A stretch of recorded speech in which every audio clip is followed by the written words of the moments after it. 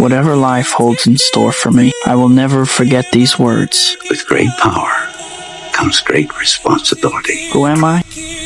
I'm Spider-Man. You're an amazing creature, Spider-Man.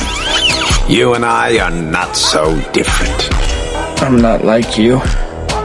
You're a murderer. Well, to each his own.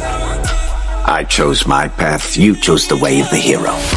And they found you amusing for a while, the people of this city. But the one thing they love more than a hero is to see a hero fail, fall, die trying. In spite of everything you've done for them, eventually they will hate you. Why bother? Because it's right. Willem Dafoe is interesting in this movie because when he's Norman Osborn, he's actually pretty cool. Like, he's charming, he seems very intelligent, and even intimidating when the scene calls for it. That all changes when he becomes the Green Goblin, though. Like, wow! His costume looks like a Power Rangers villain with a voice to match! That's not true. That's not true. Now, why would you report something like that? Because it's true. Well then, I guess the last person I'd want to know that is Lothar, isn't it?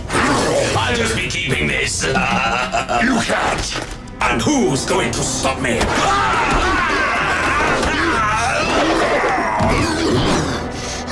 Fool! Back off, or perish! I offered you friendship, and you spat in my face.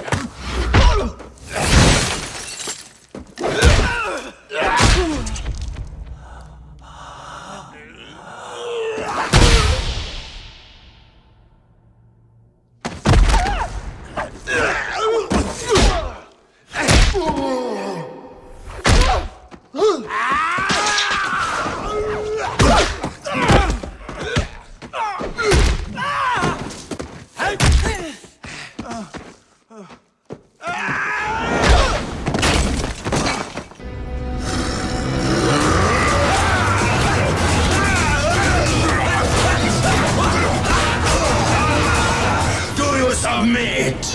Ready! Wrong answer! I warned you!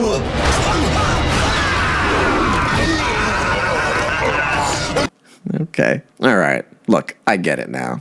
Out am I?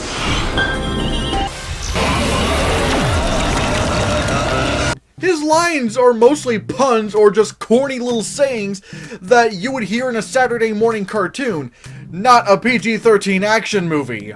There were so many ideas in this show that were completely original, and yet they've become so synonymous with the character that they almost work better than what was originally canon to the source material.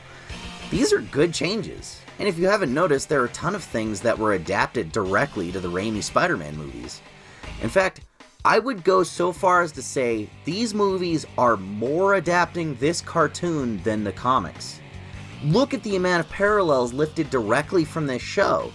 Green Goblin is an alternate personality that is getting revenge on the Oscorp Board of Directors for mistreating Norman Osborn. The Goblin formula and glider weapons were built by Oscorp for someone else to use initially. Norman has an awkward dinner with Peter because he knows he's Spider-Man.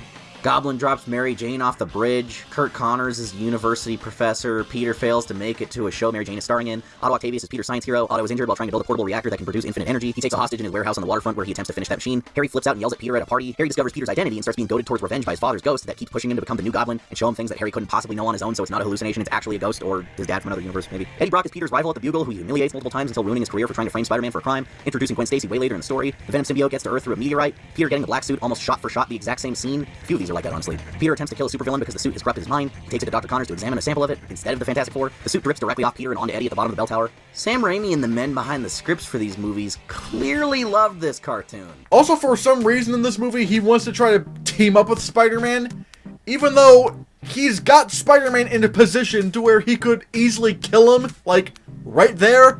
But no, he's got to try to team up with him because we wouldn't have a climax. Because of course we wouldn't. The serum didn't force Norman to be evil, it simply gave him the power to do what he always wanted to do, and a voice to feed him ideas and opportunities. Power beyond your wildest dreams, and it's only the beginning. There's only one who can stop us. Imagine if he joined us. His motivation is tied to his ideology, the idea that the masses exist to uplift the powerful and comply with their demands, an idea which he would have developed as a greedy businessman who puts his company and legacy above all else. And those teeming masses exist for the sole purpose of lifting the few exceptional people onto their shoulders. Also, I'm just going to say this.